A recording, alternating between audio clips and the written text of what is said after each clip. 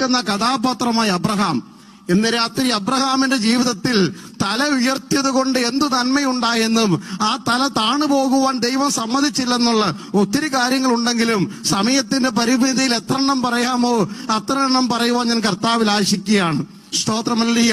കൽദയരുടെ പട്ടണമായ മെസൊപ്പൊത്താമിയയിൽ വെച്ച് തേജോമനായ ദൈവത്തിന്റെ ദർശനം കണ്ടിറങ്ങി പുറപ്പെട്ടവൻ ഒരിക്കൽ കണ്ടാൽ പിന്നെ ആ കണ്ണുകൾ പുറകോട്ടെടുക്കില്ല. 10 വർഷം മുമ്പ് 20 വർഷം മുമ്പ് ക്രിസ്തു ദർശനം കണ്ട ഭക്തന്മാരോട് ഞാൻ ഇന്ന് രാത്രി ചോദിക്കണ്ടേ, ആ കണ്ട ദർശനത്തിന്റെ തിളക്കം ഇന്നും നമ്മുടെ കണ്ണിലുണ്ടോ? ആ കേട്ട ദൈവശബ്ദത്തിന്റെ മുഴക്കം ഇന്നും നമ്മുടെ ചെവിയിലുണ്ടോ? അന്ന് അനുഭവിച്ച ആത്മാവിന്റെ ചൂട് ഇന്ന് രാത്രിയും ശരീരത്തിലുണ്ടെങ്കിൽ നമ്മുടെ ശിരസും താഴത്തില്ല, നമ്മുടെ മുഖം കുനിയത്തില്ല, നമ്മുടെ കണ്ണുകളും വേറൊന്നിന്റെ മുമ്പിൽ മഞ്ഞളിച്ചു പോകത്തില്ല. ഹല്ലേലൂയ. ഇറങ്ങിപ്പുറപ്പെട്ട ഉൽപ്പത്തി പുസ്തകം 13-ാം അധ്യായം 14-ാം വാക്യമാണ് ഒന്നാമത്തെ ചിന്ത ഞങ്ങളുടെ മുമ്പിൽ വെക്കുന്നത്. തന്റെ സഹോദരപുത്രനായ ലോത്ത് ഗുണപ്പെട്ടവനല്ലെങ്കിലും കൂടെ ഇരുന്ന് കൈയടിക്കാൻ ഒരുത്തനുണ്ടായിരുന്നു. തമ്പേറ് കൊട്ടാനും ട്രാമറ് കൊട്ടാനും കൂടാരത്തിനകത്ത് ഒരു പാട്ട് പാടുമ്പോ മൂളിപ്പാട്ടെങ്കിലും പാടാൻ ഒരുത്തൻ കൂട്ടത്തിലുണ്ടായിരുന്നു. ഇപ്പം ഹല്ലേലൂയ, അബ്രഹാമിന്റെ ഇടയന്മാരും ലോത്തിന്റെ ഇടയന്മാരും തമ്മിൽ ഷണ്ണയുണ്ടായി. ഇടയന്മാര് തമ്മിലും ഷണ്ണയുണ്ടാകും. ആ ഷണ്ണയുണ്ടായി കഴിഞ്ഞപ്പോൾ പദങ്ങളുണ്ട് 13-ാം അധ്യായത്തിന്റെ 7 മുതലുള്ള വാക്യങ്ങള്. അയ്യോ, നമ്മൾ സഹോദരന്മാരല്ലോ, നമ്മൾ തമ്മിൽ എന്ത് പാടില്ല? പിണക്കം പാടില്ലെന്നേ.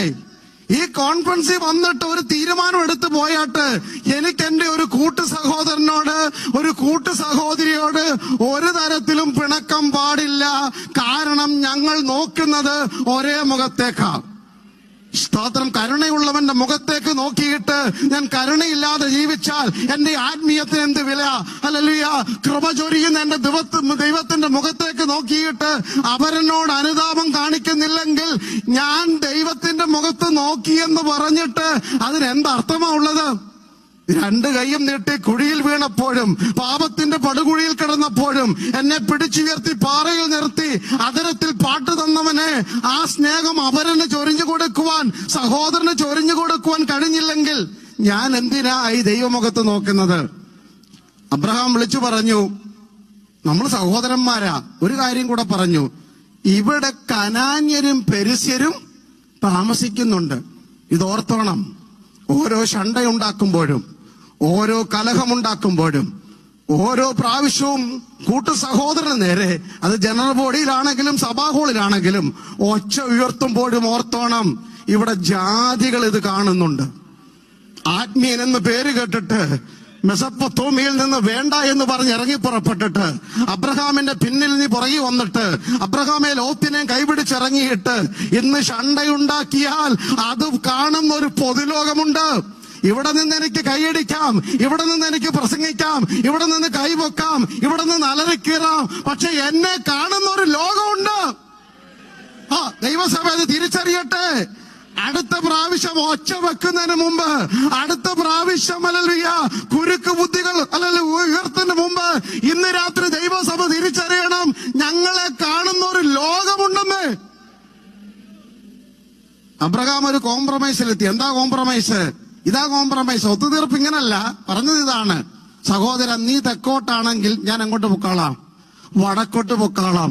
നിന്റെ തെക്കിനേക്കാൾ ദൈവം കൂടെയുള്ള വടക്കാ വലുത്. നീ കിഴക്കോട്ടാണെങ്കിൽ ഞാൻ പടിഞ്ഞാറോട്ട് പൊക്കോളാം. നിന്റെ കിഴക്കിനെ നിന്റെ പടിഞ്ഞാറിനേക്കാൾ അത്യുന്നതന്റെ കരം എന്റെ കയ്യിലുണ്ടെങ്കിൽ ആ ദിക്ക ഏറ്റവും വലുത്. നീരോട്ടമുള്ള സ്ഥലം തേടി, പച്ച തേടി, പച്ചപ്പുൽപ്പുറം തേടി ലോത്ത് കിഴക്കോട്ട് യാത്ര ചെയ്ത് യോർദാനിന്റെ സമപ്രദേശത്തുള്ള സോദോമിൽ കൂടാരമടിച്ചു. അടുത്ത സംഭവമാണ് നമ്മുടെ വാക്യം, 14-ാം വാക്യം. ഇപ്പൊ താടിക്ക് കയ്യും കൊടുത്ത് അബ്രഹാം ഇരിക്കുകയാണ്. കൂട്ടത്തിൽ ഒരുത്തനെ ഉള്ളായിരുന്നല്ലോ, ഉള്ളവനും പോയല്ലോ. 318 അഭ്യാസികൾ വീട്ടിലുണ്ട്, ബാക്കി എല്ലാവരും കൂടെ കാണും. പക്ഷെ ഒരു കൂട്ടു സഹോദരൻ പോകുന്നതിന്റെ വേദന കൂട്ടുവിശ്വാസിക്ക് നന്നായിട്ട് അറിയാം. കൂടെ സഹകരിച്ചവനൊന്ന് സഹകരിക്കാതിരുന്നാൽ അതിന്റെ ഹൃദയനുറുക്കം നമുക്കറിയാം. പക്ഷേ എന്റെ മുഖം നോക്കി ഇറങ്ങിയവന്റെ തല ആരെങ്കിലും പോയെന്നോർത്തുകൊണ്ട് കുനിയുവാൻ ദൈവം സമ്മതിക്കത്തില്ല. ഉടനെ ദൈവ ശബ്ദം കേട്ടു, അബ്രാമേ തലമുക്കി നോക്ക. ലോത്ത് പോയെന്നോർത്തുകൊണ്ട് കുനിയാനുള്ളതെല്ലാം നിന്റെ ശിരസ്. അല്ലെ കൂട്ടത്തോടെ കൂട്ടുകാർ വിട്ടുപോയാൽ, ലോകം നിന്നെ ചവിട്ടി പുറത്താക്കിയാൽ കുനിയേണ്ട ശിരസല്ല നിന്റെ ശിരസ്. കാരണം നീ കണ്ടത് തേജോമനായ ദൈവത്തെയാ. ഇന്ന് രാത്രി എത്ര പേർക്ക് സന്തോഷമുണ്ട്?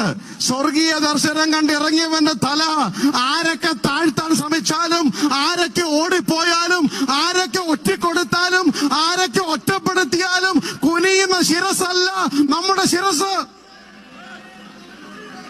ഹല്ലേലൂയ. അന്നത്തെ അബ്രഹാമിന്റെ സഭായോഗം ഒറ്റയ്ക്ക് ഉള്ളെന്ന് ഓർത്തായിരുന്നു. നമ്മുടെ സഭായോഗം എന്തിന്? ആള് കൂടുതലുള്ളതിന്. നമ്മുടെ സഭായോഗം അല്ലെങ്കിൽ എല്ലാവരും സപ്പോർട്ടുള്ളതിന്. 13:18 വാക്യം, അബ്രഹാം ഉടനെ ഒരു യാഗം കഴിച്ച്. എന്തിനാ? എന്റെ ഭാഷ പറഞ്ഞാൽ ലോത്ത് പോയതിനാ. സ്തോത്രം. ഒരു വേർപാടും കൂടെ എനിക്ക് അനുഷ്ഠിക്കാൻ പറ്റിയല്ലോ. ഇന്ന് രാത്രി വേർപാട് ജീവിതത്തിൽ കാത്തു പരിപാലിക്കണം. മുറുകെ പറ്റുന്നത് എത്ര വലിയ ബന്ധമാണെങ്കിലും അതിനെ അറുത്തു മാറ്റാനുള്ള ആത്മീയ കരുത്ത് ഇന്ന് രാത്രി ദൈവമുഖത്തേക്ക് കണ്ണുകൾ ഉയർത്തുന്നവന്റെ മേൽ സ്വർഗം ദർശനമായി പകർന്നിട്ടുണ്ട്. വേർപാട് നമുക്ക് ആവശ്യമാണ്. പെന്തിക്കോസ്തിന്റെ ഞാൻ ഇങ്ങനെ എനിക്ക് പ്രസംഗിക്കാൻ അറിയത്തുള്ളൂ. പെന്തിക്കോസ്തിന്റെ മുഖമുദ്ര എന്ന് പറയുന്നത് തന്നെ വേർപാടാണ്. വേർപെട്ടവരുടെ കൂട്ടമാണ് നമ്മളെന്ന് പറയുന്നതിൽ നമുക്കൊരു അഭിമാനം തോന്നണം. ഞാനൊരു പെന്തിക്കോസ്തുകാരനെന്ന് പറയുന്നതിൽ നമുക്കൊരു അഭിമാനം തോന്നണമെന്ന്. വേർപെട്ടവരെ ആ സ്വർഗം ആദരിക്കുന്നത്. അബ്രഹാമിന്റെ ജീവിതത്തിൽ 17 പ്രാവശ്യമാ വേർപാടെന്ന് കാണുന്നത്. യാഗപീഠത്തിന് തൊട്ടു മുമ്പ് ഓരോ പ്രാവശ്യം യാത്ര ചെയ്യുമ്പോഴും he was ready to keep a separation with this world. ഈ ലോകത്തോടൊരു വേർപാടിന് അബ്രഹാം തയ്യാറായിരുന്നു. എന്താ ദൈവമക്കളെ വേർപാട്?